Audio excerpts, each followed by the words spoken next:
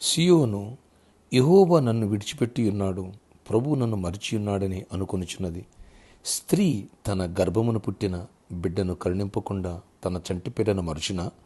వారైనా మరుచురు గాని నేను నిన్ను మరువను.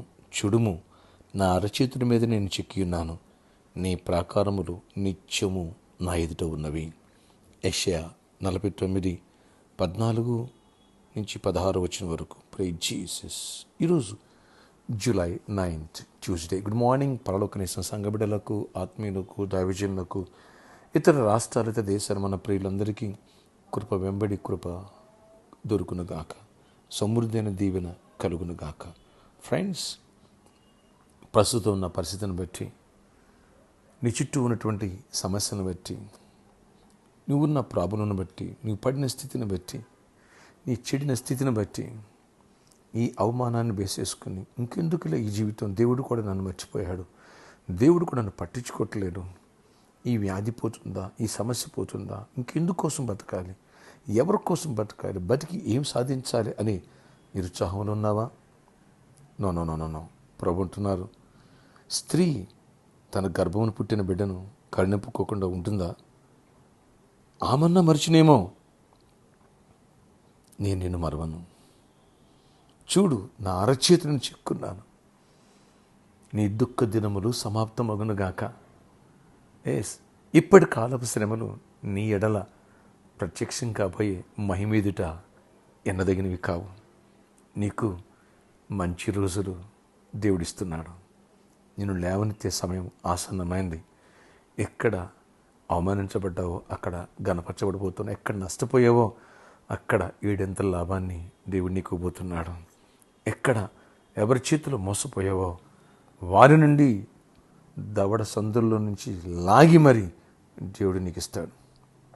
నీ వ్యాధిని స్వస్థపరుస్తాడు, నీ దరిద్రాన్ని విడిపిస్తాడు, పడిపోయిన నిన్ను పైకి లేవనెత్తాడు. పేతురు మునిగిపోతూ ఉంటే, ప్రభువా నేను నశించిపోతున్నానంటే దేవుడు చేపట్టుకుని పైకి లేవనెత్తలేదా? అలా నిన్ను లేవనెత్తి పైన నిలబెడతాడు. అవమానాన్ని, నిందల్ని, ఈ సమస్యల్ని, ఈ బాధలను చూసి కురింగిపోక, విడుదల నీకున్నది, ఆశీర్వాదం నీకున్నది. ఆ రోజున వీళ్ళందరికీ నువ్వే సమాధానం చెబుతావు. ఇలాంటి బలహీనలను, ఇలాంటి సమస్యలు ఉన్న వాళ్ళని అనేకులు నువ్వు ఆదరించబోతున్నావు.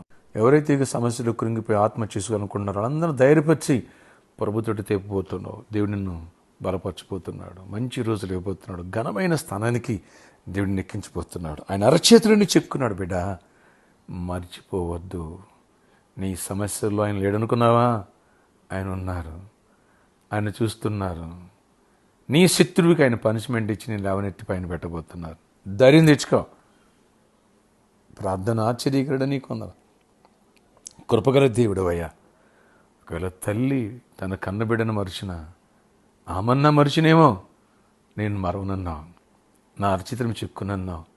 ఎవరి రోజు ఆదరణ లేక, ధైర్యం లేక, భయము చేత, సమస్యల చేత కృంగి ఉన్నారు, లేవనెత్తండి, ధైర్యపరచండి, వారి వ్యాధిని స్వస్థపరచండి, ఆ మరణకరమైన పరిస్థితిని విడిపించండి, వారి సమస్యకి నాయన సొల్యూషన్ ఇవ్వండి, వాళ్ళ దుఃఖము నాట్యంగా మార్చండి, వాళ్ళ దరిద్రాన్ని ఐశ్వర్యంగా మార్చండి.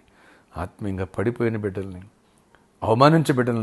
పడిన బిడ్డలను లేవనెట్టి, పడిపోయిన దావీదుని ఏ రీతిగా లేవనెట్టావు, మునిగిపోతున్న పేతుని ఏ రీతిగా లేవనెట్టి ఆయన మళ్ళీ నీళ్ళమే నడిపించావు, ఆ రీతికి నడిపించి కృపనిచ్చి గొప్ప కార్యాలు చేసి, నాయన ఎక్కడ పడిపోయి పాడైపోయినారు అక్కడే తిరిగి 7 ఘనత పొంది, నాయన గొప్ప నామానికి మహిమ వచ్చేటట్టుగా, బలహీనను బలపరిచేటట్టుగా స్థిరపరచమని, దీవించమని, లేవనెత్తమని, నీ కృపగల ఆశీర్వాదం బిడ్డలపై కుమ్మరించమని.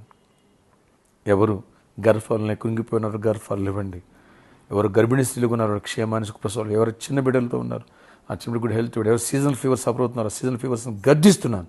ప్రతి ఇన్ఫెక్షన్ గర్దిస్తున్నాను. మీరు గర్దించి విడుదల స్వస్థపరిచి కృపనివ్వండి. ఆయన జాబ్స్ ఇవ్వండి, హైక్స్ ఇవ్వండి, ప్రమోషన్స్ ఇవ్వండి, ఫైనాన్షియల్ మిరాకిల్స్, బిజినెస్ పీపుల్ దీవించండి. అయ్యా బాజీరా గారిని కూడా స్వస్థపరచండి, గుప్తా గారిని కూడా సమస్య నుంచి విడిపించండి. ప్రతి ఒక్కరిని ప్రాబ్లమ్స్ విడిపించి కృపగల గొప్ప కార్యాలు జరిగించుకుని మహిమ చెంది దీవెన దయచేయమని, కృపనివ్వమని. ఏసునామములో ఈరోజు బర్త్డే వెడ్డింగ్ బిడ్డలను దీవించి దీర్ఘాయుష కృప సమాధానం ఇవ్వమని ఏసునామములో ప్రార్థిస్తున్న తండ్రి. ఆమేన్ ఆమేన్. May God bless you all. కృప కలుగును గాక.